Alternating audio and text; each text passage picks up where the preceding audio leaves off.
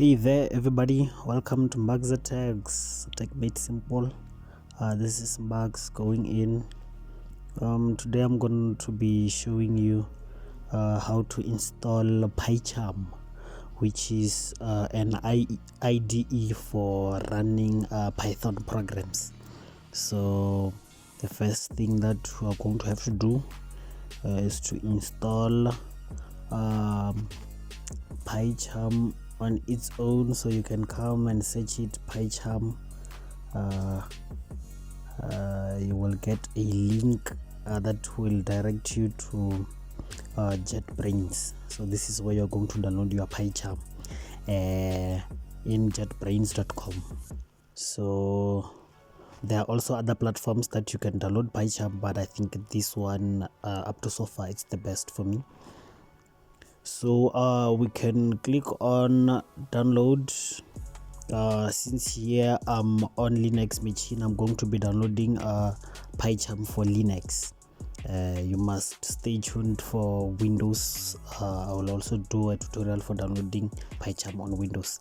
So on Linux, it's either you're going to download this one for professional, which is free 30-day trial, and then this one is for community, free built on open source. So this one is free, this one is for professional. It also comes with more features, so you can click there and then it will ask you to save the file, and then you will click on OK, and then Pycharm will start downloading. So in my case already I have Pycharm. Let me go to it.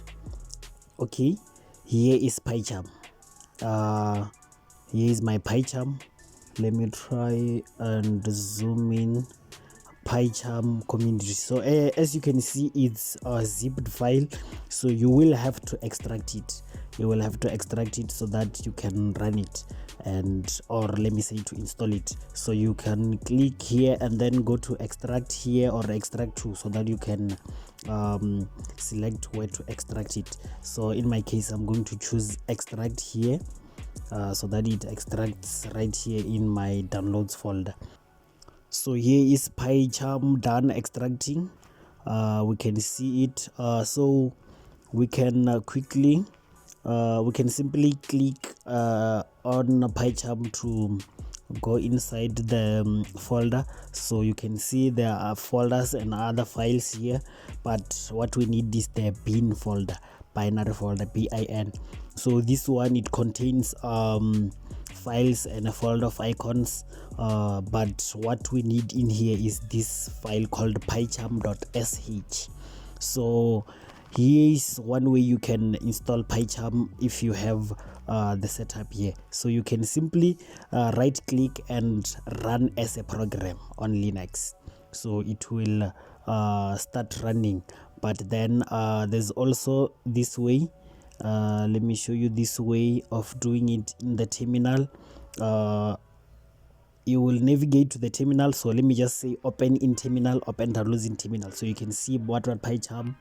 Let me say list, and list it, and list everything that is in this directory. As you can see, there's also pycharm.sh. everything that is here is also here. So what we can do if we have this here is to say /pycharm.sh,